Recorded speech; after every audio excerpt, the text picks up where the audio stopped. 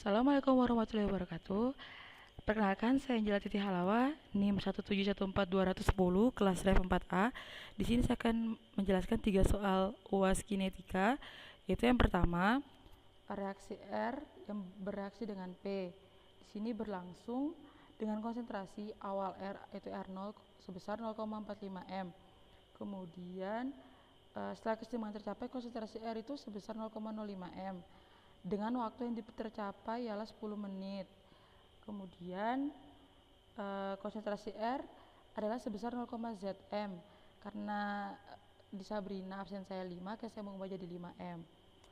Tentukan laju reaksi ke arah kanan, itu pertanyaannya. Jadi dari pertanyaan itu kita harus menjawabnya dengan tahap-tahap yang akan kita lalui. Di sini kita akan 2 tahap. Yaitu yang pertama, kita cari dulu Kf, nilai Kf. Penjelasannya ialah kita dari rumus awalnya itu min D R per dt sama dengan K dikali R, yaitu kita akan turunkan rumus melalui rumus integral seperti ini. Setelah diturunkan, kita akan langsung mendapatkan untuk nilai integralnya, yaitu integral RT per R0 sama dengan minus KT. Nah, setelah itu kita kali silang untuk ln RT-nya sama dengan LR0 dikali KT. Jadi ini kita pindah ruas, kita kalikan. Oleh sebab itu, kita akan mendapatkan hasil yaitu K sama dengan 1 per T ln R0 per RT.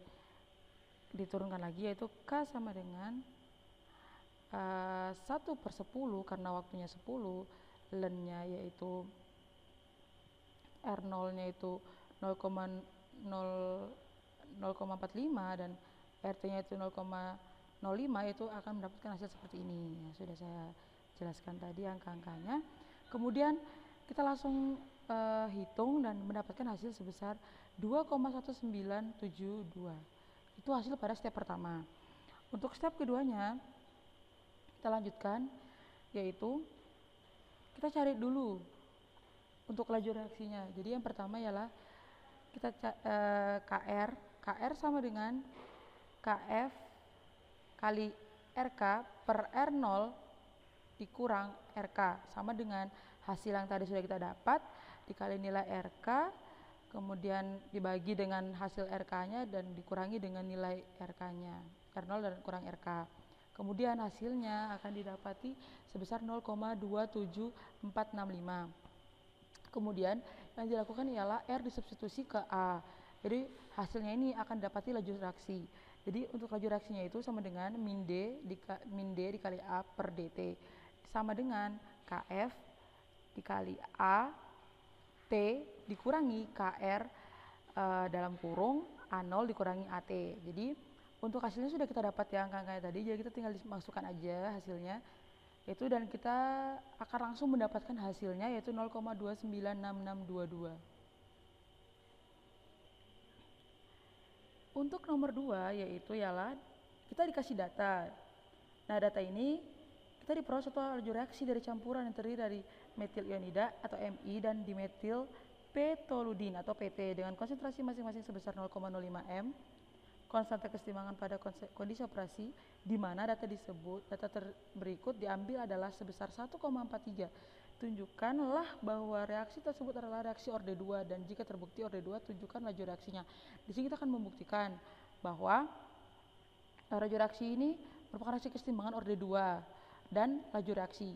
Untuk itu yang kita ketahui adalah C PT sama dengan C Mi sama dengan 0,05 m. Itu untuk hasilnya yaitu untuk metil iodida. Sedangkan untuk CNO sama dengan CI yaitu untuk PT yaitu sebesar 0 karena hasilnya memang kondisi operasi. Untuk KC-nya dari soal telah diketahui yaitu 1,43. Ditanya itu ada 2 yang tadi sudah saya jelaskan, buktikan bahwa reaksi ini reaksi keseimbangan orde 2 dan laju reaksi.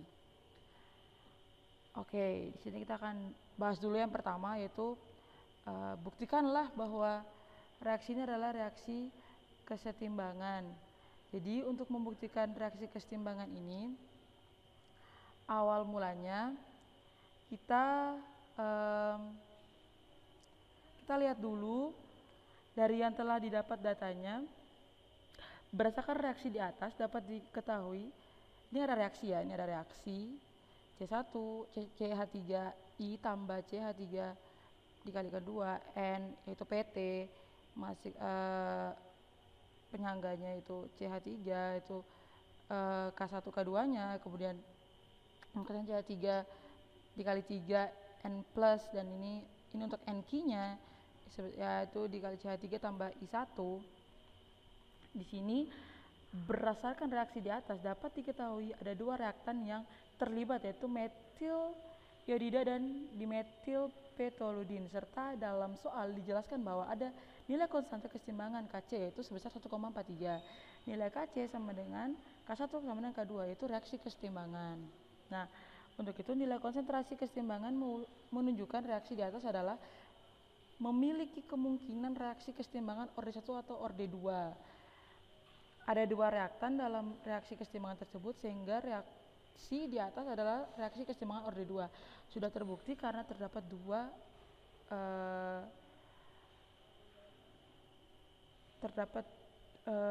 dua reaktan.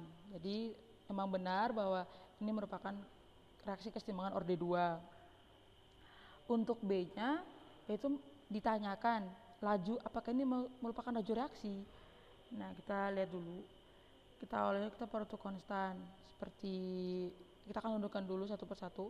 D CPT per DT sama dengan min K1 CPT CM1 plus K2 CNQ C1. Di sini langsung diturunkan rumusnya. Untuk hasilnya itu ya, untuk metil iodida yaitu 0,05. Kemudian akan diturunkan rumus seperti ini. Kemudian maka hasilnya itu akan didapat CNQ sama dengan C1 sama dengan CPT FPT. Jadi kita cari satu dulu yang CPT-nya dulu, CNQ-nya dulu. Oleh sebab itu kita gabungkan semuanya jadi satu, yaitu ini. Nah, ini itu untuk mencari waktunya dulu ya, cari waktunya dulu. Jadi di sini kita dapat lihat nih, dFPT per DT sama dengan K1 CPT dalam kurung 1 kurang FPT pangkatkan 2 minus K2 C0 PT F2 PT pada reaksi keseimbangan yaitu Kc sama dengan K1 sama dengan K2 sudah kita ketahui, dan kita akan masukkan soal rumusnya yaitu sama dengan F CQ per PT bagi 2 dibagi 1 per F CQ per PT dipangkatkan 2. Kemudian langkah selanjutnya adalah substitusi ke keadaan seimbang. Keadaan seimbang yaitu dFPT dibagi DT sama dengan KC1 CPT dalam kurung 1 kurang F EQ per PT dipangkatkan 2. Kemudian akan dibagi juga yaitu dengan dalam kurung, kita kurung dulu 1 kurang FPT per 1 kurang FEQ PT dipangkatkan 2 dikurangi FPT per FEQ per PT dipangkatkan 2. Dari sini kita kasih tahu dulu kalau pada T0 maka FPT sama dengan 0, ini asumsi. Jadi kemudian diintegralkan sehingga kita akan mendapatkan hasil seperti ini, hasil integralnya. Kemudian kita plot dalam sebuah grafik linear least square antara hasil ln yang sudah kita dapat versus waktunya, T. Nah, di sini kita misalkan dulu ya, A sama dengan F EQ per PT. Nah, untuk itu dari hasil pemisalan ini kita langsung masukkan substitusi. KC sama dengan A kuadrat per dalam kurung 1 kurang A pangkat 2. Kita langsung masukkan aja nilainya. KC sama dengan 1,43 setelah diketahui sama dengan A pangkat 2 dikurangi 1 kurang A dipangkatkan 2. Nah, hasilnya A itu sama dengan 0,545, F EQ per PT sama dengan 0,545. Berdasarkan grafik yang dihasilkan di atas, maka diperoleh nilai slope yaitu sebesar 0,0415 sehingga 0,0415 ini sama dengan 2K1 dalam kurung 1,04545 kurang 1 dalam kurung dikali dengan 0,05 menghasilkan yaitu K1 sebesar 0,050 yaitu satuannya L mol min. Kemudian kita cari juga KC-nya, nilai KC-nya itu sebesar K1 per K2, yaitu langsung kita substitusikan saja seperti nilai KC tadi, masukin nilai K1-nya, nilai K2-nya, maka hasil K2 ialah 0,35 L mol per min. Sehingga ini sudah memasuki tahap akhir dari nomor 2, yaitu dFpt per dt sama dengan KC C1P1 dalam kurung 1 min FPT dipangkatkan 2 dikurang K2 CP dt kurang F2 PT, itu kita ambil T sebesar 10 menit karena waktunya 10 menit. Kemudian FPT-nya sebesar 0,18. Maka hasil yang kita akan dapat sebesar dFPT per dt sama dengan, kita masukkan rumus seperti yang di atas ini, kita tinggal masukkan rumus. Jadi 0,5 dikali 0,05 dalam kurung 1 kurang 0,8 pangkat 2 dikurangi 0,35 dikali 0,05 dikali 0,8 dikalikan 2 pangkatkan 2 sama dengan 0,001681 dikurangi 0,000567 menghasilkan 0,016243 m per menit. Jadi jelas bahwa ini merupakan laju reaksi.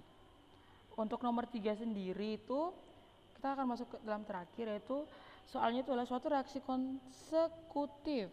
Nah, di sini akan masuk reaksi konsekutif yaitu P beraksi dengan Q beraksi dengan R.